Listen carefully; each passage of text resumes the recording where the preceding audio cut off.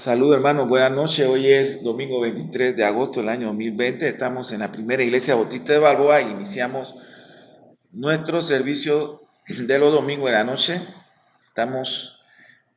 Iniciamos el estudio del Evangelio de Mateo. Vamos a estar viendo durante estos domingos Mateo 24 y luego Mateo 25, como esa continuidad sobre temas escatológicos acerca de los últimos tiempos y lo que la iglesia ha esperado siempre, la venida de nuestro Señor Jesucristo con todos los santos y los ángeles, para inaugurar ya de una manera definitiva y por toda la eternidad su reino aquí en la tierra y en toda la creación.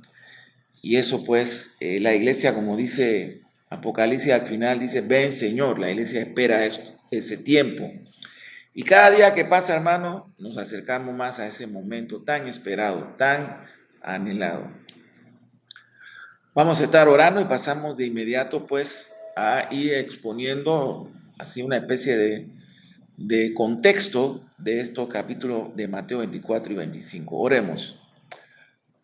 Dios eterno, en el nombre de nuestro Señor y Salvador Jesucristo, Padre, gracias por la semana que ha pasado, las buenas noticias que hemos recibido de nuestras hermanas que han dado a luz y que gracias a tu misericordia bendita, ella y sus niñas están bien. Bendice a esas familias, Señor, que están gozosas en esta semana por recibir estos miembros nuevos en sus hogares. También, Señor, por la partida de algunos pastores, siervos tuyos, que han pasado de estar en la iglesia militante y ahora son parte de esa iglesia gloriosa que está en los cielos y que también se prepara para regresar con nuestro Señor Jesucristo en el día que el Padre ha señalado. Padre, gracias, bendito sea tu nombre. Iniciamos una nueva semana, Señor, y mañana lunes en Panamá empezamos una fase, hay alguna apertura. Te rogamos, Señor, que nos dé sabiduría de lo alto, que podamos vivir de una manera prudente durante estos tiempos, que seamos sabios en todo momento, y guárdanos, Señor, de todo peligro, de todo mal. Sobre todo, Señor, ayúdanos a guardar nuestros corazones. Enséñanos, Señor, cómo guardar nuestra mente y nuestros corazones de tal manera que no pequemos contra ti ni contra nuestro semejante. Padre, gracias por todo. En el nombre de Cristo Jesús. Amén.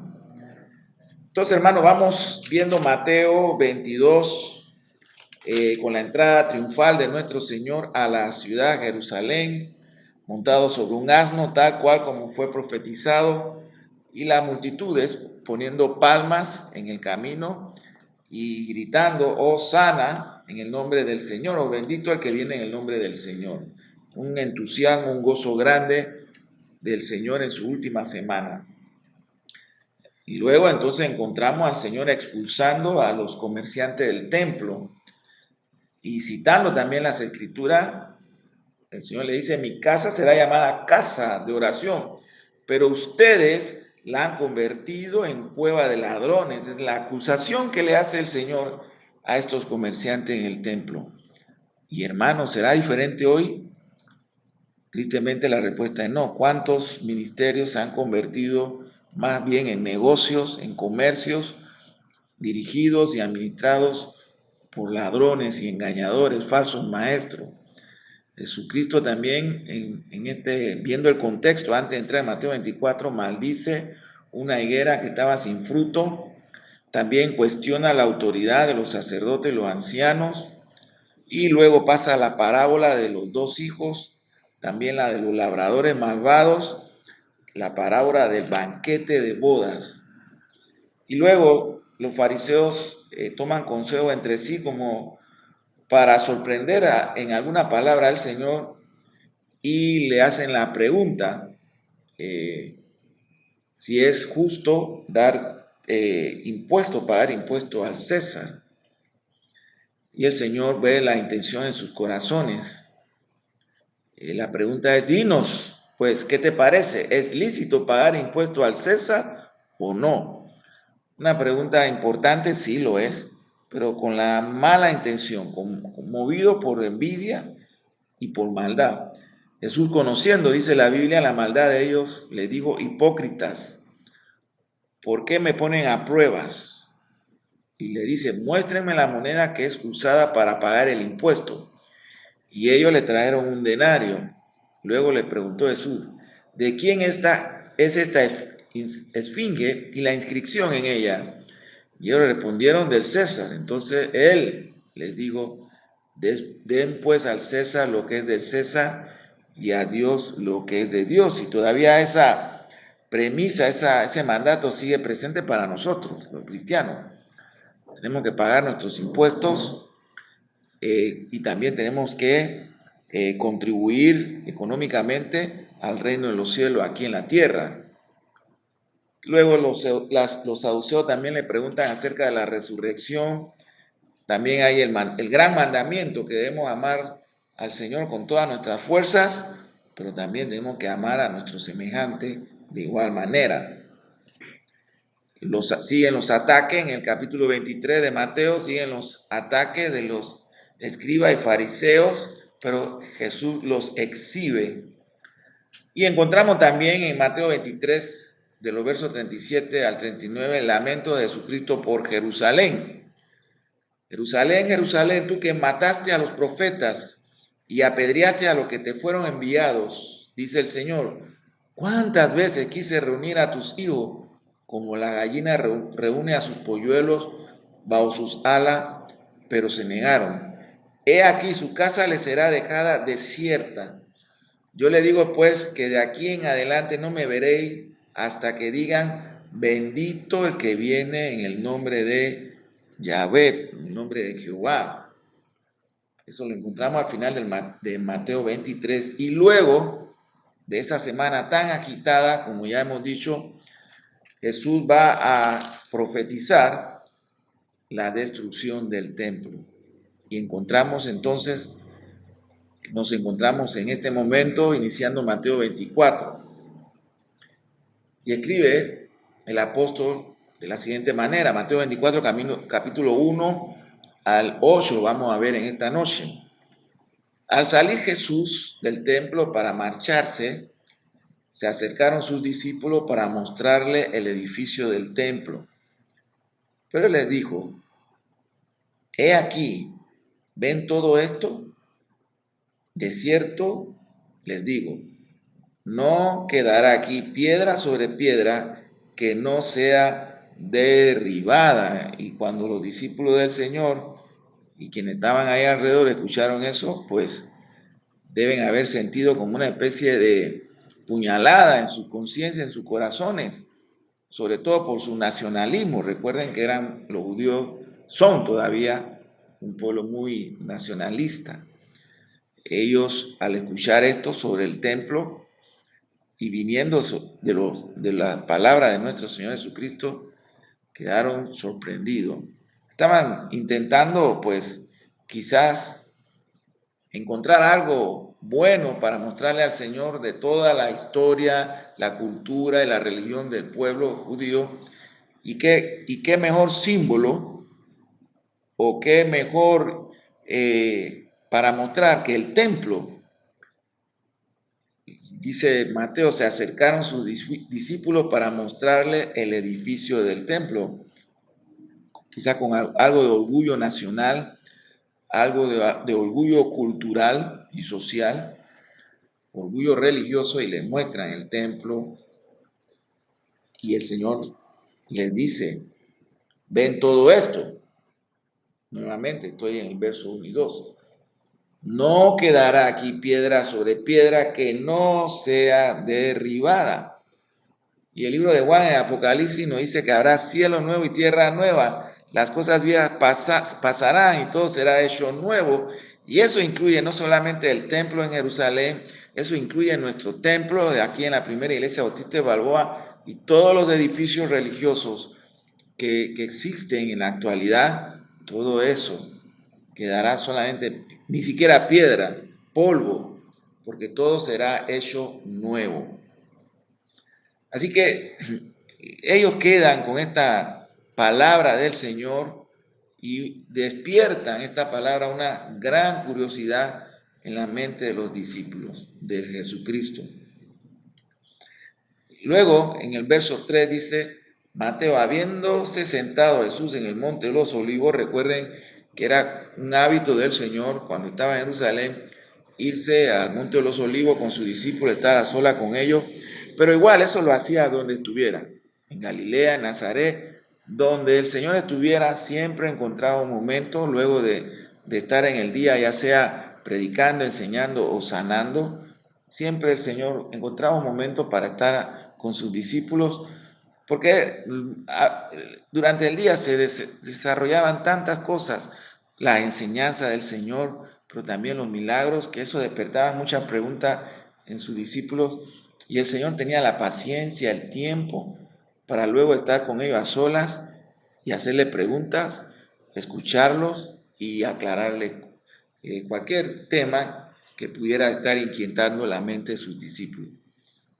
Entonces, ahora en el verso 3 dice que él se sentó en el monte de los olivos y se acercaron sus discípulos como de costumbre para decirle, dice Mateo se asegura de escribir diciendo, para en privado decirle, dinos, Señor, ¿cuándo acontecerá esto? ¿Y cuál será la señal de tu venida y del fin del mundo? Aquí hay varias preguntas interesantes. Primero, ¿cuándo se acontecerá todo esto? ¿Qué cosas? Bueno, esto de acerca de la destrucción del templo, símbolo y orgullo del pueblo judío. ¿Cuándo? Bueno, cuando miramos la historia en retrospectiva, el templo de Jerusalén fue en varias ocasiones destruido, quemado, saqueado y nuevamente vuelto a reconstruir, pero nuevamente vuelto a perder relevancia. Y el Señor en Ezequiel lo hace ver claramente en el capítulo 8 de Ezequiel. El Señor aborrece lo que estaba sucediendo dentro del templo, con todos los sacerdotes adorando imágenes, las mujeres también adorando, las mujeres de los sacerdotes adorando las imágenes de Moloch, ofreciendo sacrificios y toda clase de blasfemia que ocurrían en el templo de Jerusalén. Usted lo puede leer en Ezequiel capítulo 8, y el Señor decreta juicios severos y definitivos sobre este templo, pero el Señor siempre le asegura al profeta que él se reservaría para sí mismo un remanente. El templo fue nuevamente reconstruido en los tiempos también de Nehemías, Esdras, y nuevamente perdió vigencia. Luego, durante el periodo de las luchas del pueblo de judíos con los diferentes imperios, sobre todo con el periodo de los griegos y luego entrando el imperio romano ya de manera fuerte ante la historia, el periodo de los macabeos. Pero sí, el templo fue siempre un símbolo y hasta el día de hoy un símbolo religioso más que cualquier otra cosa, de religión y de historia cultural del pueblo de Israel, de los judíos. Así que esta afirmación del Señor, esta profecía de que no quedarán piedra sobre este templo en Jerusalén, debe haber sonado fuerte en la mente y agitado los corazones de sus discípulos. ¿Cuándo acontecerá todo esto? Bueno, cuando vemos la historia, en el año 70, el general Tito, al mando de las tropas romanas, se sitian y ellos van a destruir todo lo que había en el templo y van a saquear y quemar y matar todo lo que estaban dentro del templo. Hubo un saqueo y eso fue llevado luego a Roma por Tito y sus legiones para mostrar todas las riquezas o todo lo que pudieron encontrar de valor, llevarlo a Roma. Y el templo fue quemado, saqueado, destruido de manera terrible al mando del general Tito. La otra pregunta, ¿y cuál será la señal de tu venida? Aquí hay dos preguntas en una. ¿Cuál será la señal de tu venida? La primera, y del fin del mundo. ¿Cuál será la señal de tu venida? Y Esa es una pregunta que tiene importancia. Hoy nos estamos, la iglesia siempre con esa esperanza bienaventurada del regreso de nuestro Señor Jesucristo y del fin del mundo. ¿De qué mundo están hablando los discípulos? Bueno, del mundo que conocemos, este sistema, no la destrucción de la Tierra como planeta o del universo como tal, sino de este sistema del mundo, este sistema en el que vivimos, un sistema caído que está bajo maldición.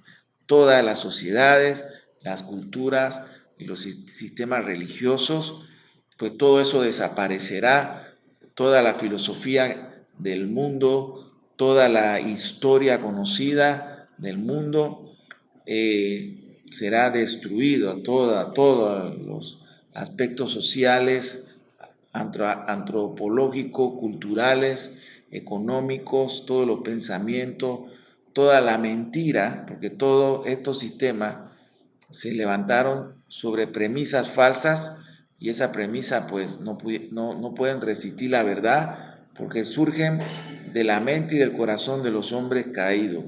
Solamente el Evangelio, la verdad del Evangelio sobrevivirá con la iglesia de Cristo. Pero la pregunta está ahí. ¿Cuál será la señal de tu venida y del fin del mundo? Luego el Señor va a pasar entonces a traer unas advertencias o mensajes proféticos para que sus discípulos pudieran centrarse, despertar de esa reacción cuando el Señor le dice que el templo no quedará piedra sobre piedra y se enfoquen en el mañana, en el futuro.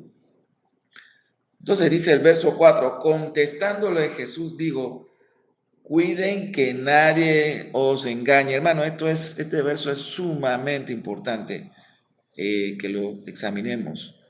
Cuiden que nadie los engaña. Hermano, a través de siglos de historias se han levantado hombres que han dicho en tal fecha y en tal hora todo terminará, el mundo se acabará.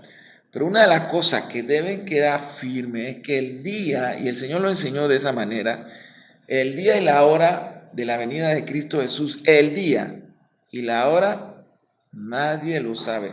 De hecho, el Señor pone un cerrojo fuerte cuando dice, solamente mi Padre, ni siquiera los ángeles lo saben.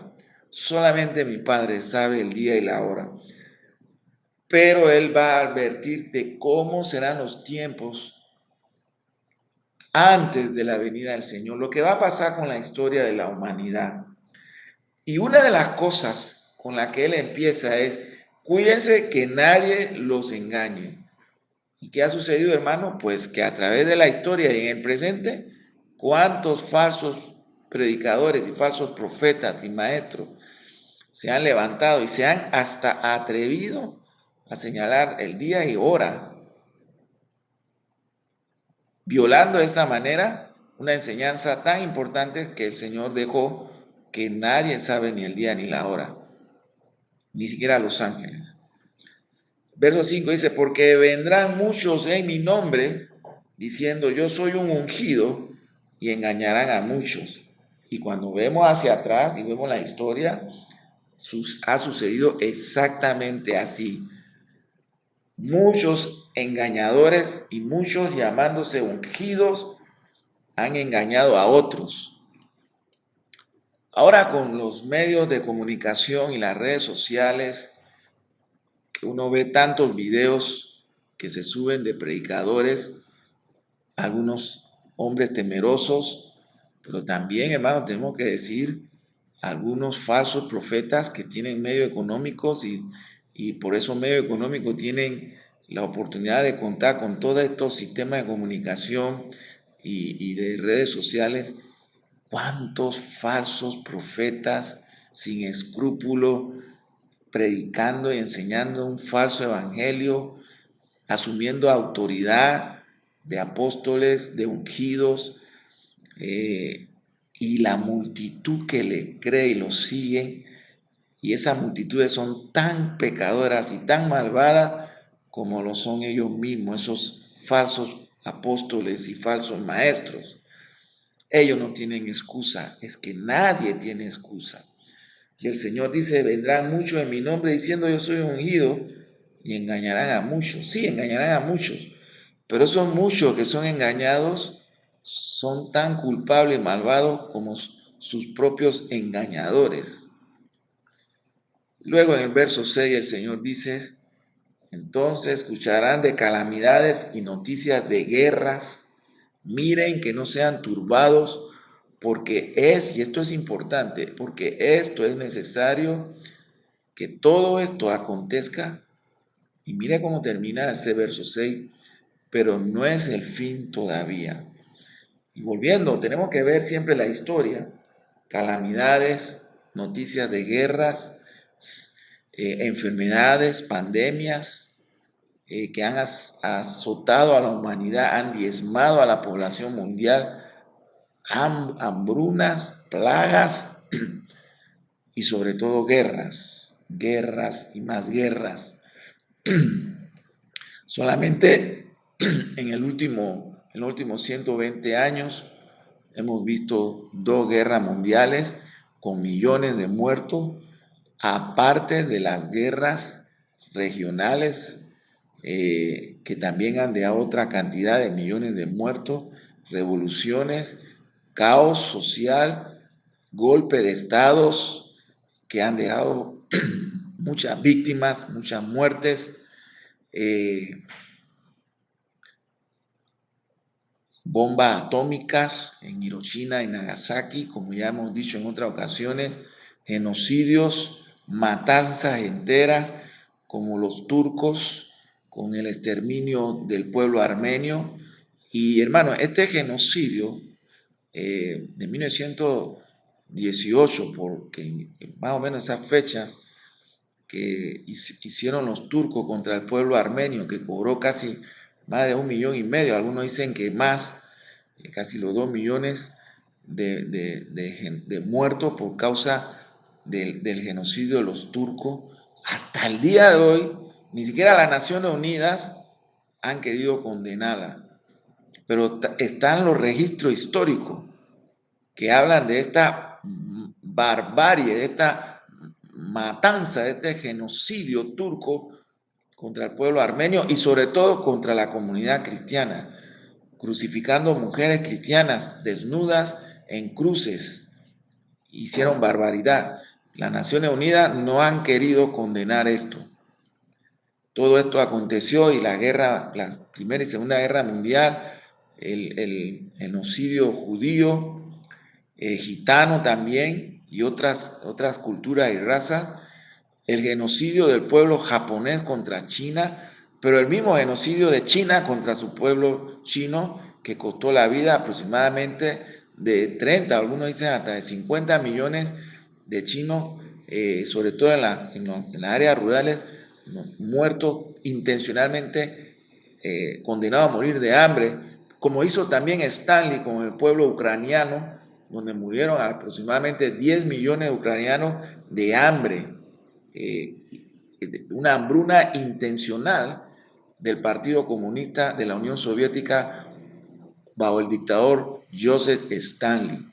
Y más guerras, y la guerra de los 90, la matanza entre Tuxo y Uxi, que también fue un genocidio de más de 1,5 millones de muertos en cuestión de 3-4 meses.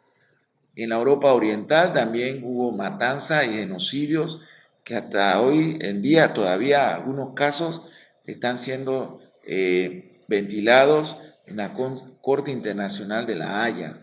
Pero todo esto se ha ido cumpliendo.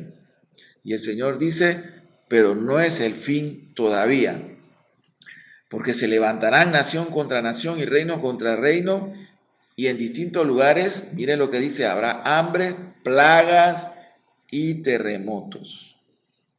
Levantarán nación contra nación, revoluciones, caos social, desórdenes. Solamente en esta semana Ha habido una revuelta, creo que fue en Mali, en África, un golpe de Estado, pero así ha sucedido en las sociedades, golpe de Estado, sobre todo en en pleno siglo XX y siglo XXI, cuántos golpes de Estado se dieron, sobre todo en nuestra América Latina, por allá por los años 50, 60 y 70. El golpe de Estado de los comunistas en Cuba y cuántas crisis políticas en Centroamérica, en el Caribe, en Sudamérica. El caos que se está viviendo en estos momentos en los Estados Unidos con estos movimientos de izquierda que están destruyendo toda la cultura y quieren desaparecer la historia de los Estados Unidos, de los fundadores de la nación de los Estados Unidos. Hay una lucha terrible en los Estados Unidos que tiene todos los matices, no solamente cultural y social y económica o ideológica, sino incluso también religiosa.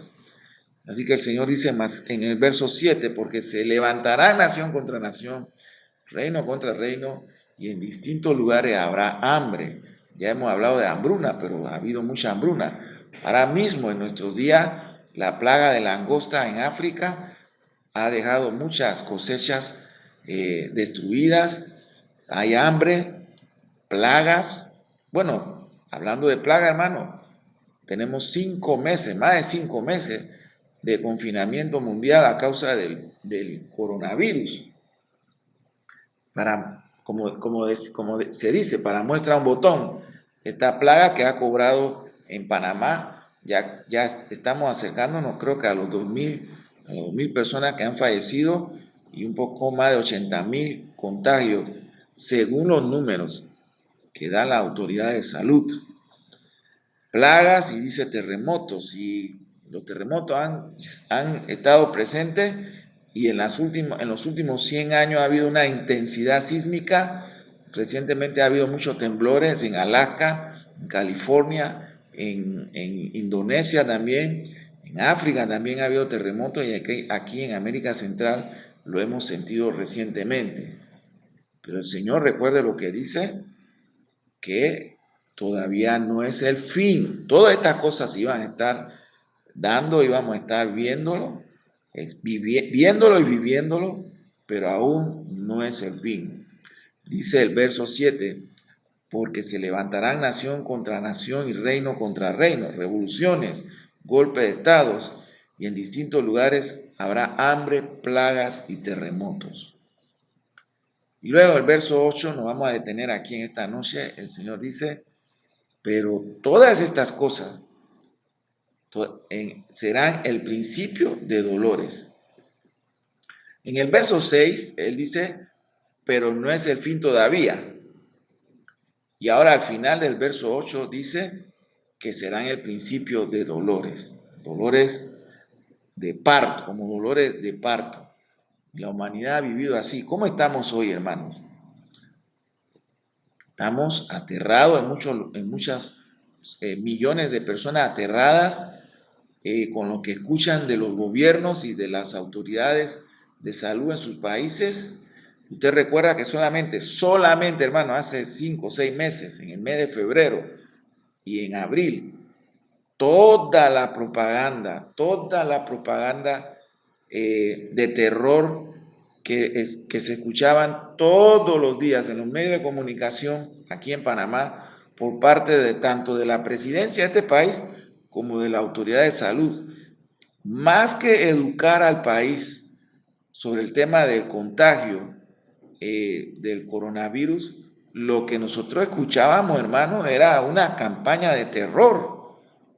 Por eso, hermano, cuando a algunas ocasiones yo me refiero a este gobierno y a las autoridades como gobierno terrorista, porque uno no educa a una nación, a una sociedad que está frente a un contagio de un virus tan letal como puede ser, según ellos, el coronavirus, levantando una campaña de propaganda de terror, de miedo, porque eso era lo que hacían.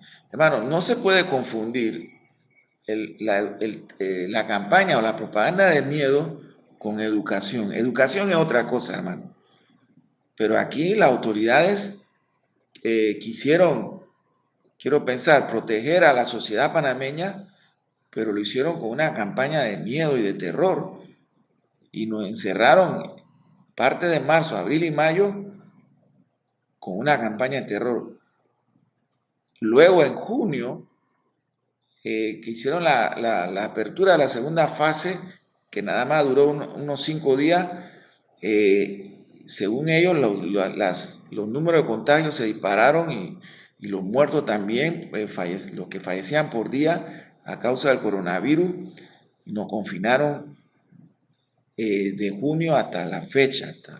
Mañana empieza otra fase y los contagios se han dado, los números han aumentado y ellos quisieron entonces apelar a la conciencia ciudadana de que las personas tomaran conciencia, los panameños tomáramos conciencia del peligro del coronavirus, del contagio del coronavirus, pero ya encontramos una sociedad que después de más de 2 meses perdió el miedo al virus y luego entonces las personas bajaron la guardia, se descuidaron y bueno, tristemente vamos, según las autoridades, por más de 80,000 casos y casi llegando a los 2,000 personas que han fallecido y en estos días sobre todo personal médico, sobre todo de primera línea, como ellos le catalogan, médicos y enfermeras que han fallecido por contagiarse de este virus tan mortal.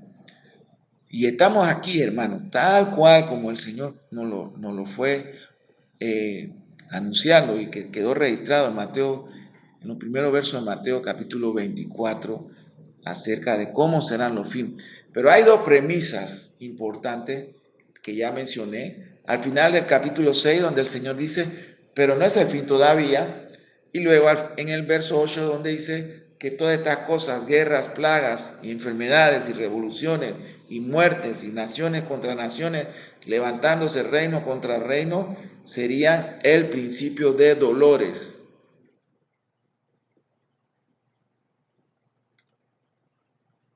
Y lo que viene en los siguientes versos todavía es mucho más terrible.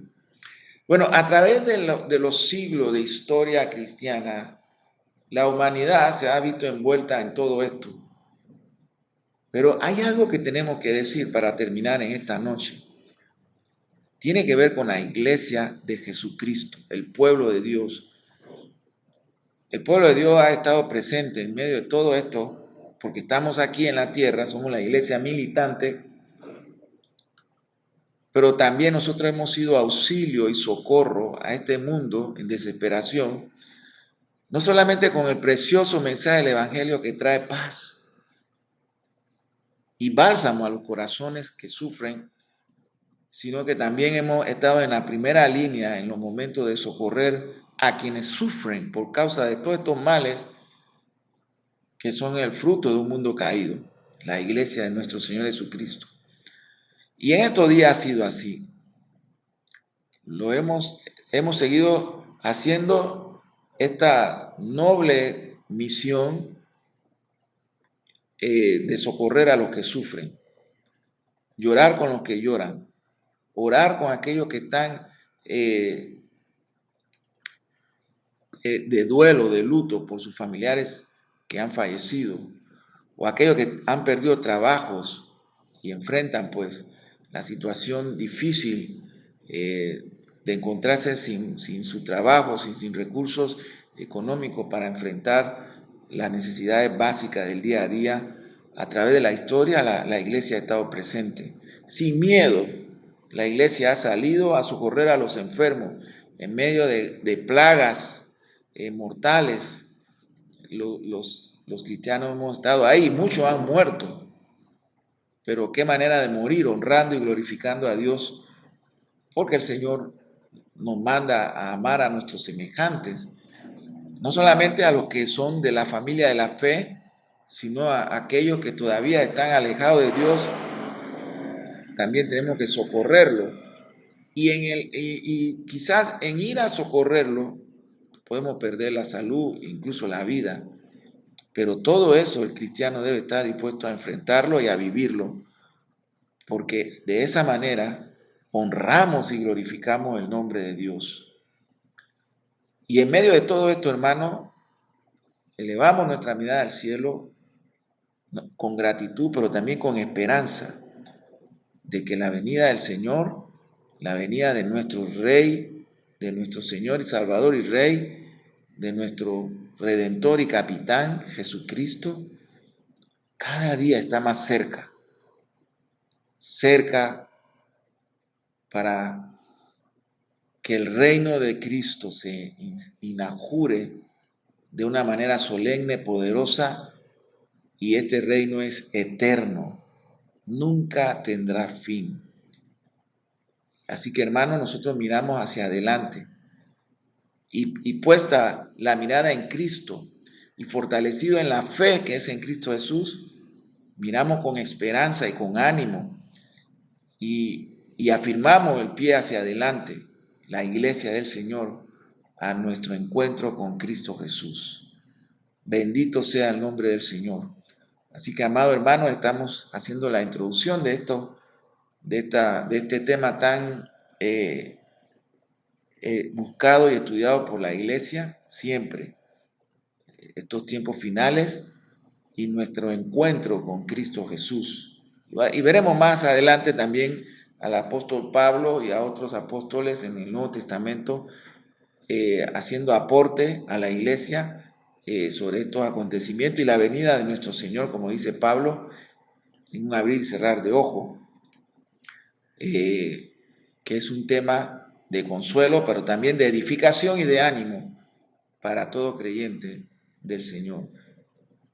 Gracias por acompañarme en esta noche, hermano, que el Señor me lo bendiga muy, muy ricamente, y si el Señor lo permite, pues nos veremos el próximo viernes y luego el próximo domingo, pero recuerden que toda la semana los pastores, Joselán, nuestro pastor, el pastor Andy, el pastor Miguel, están subiendo sus enseñanzas y sus prédicas durante la semana.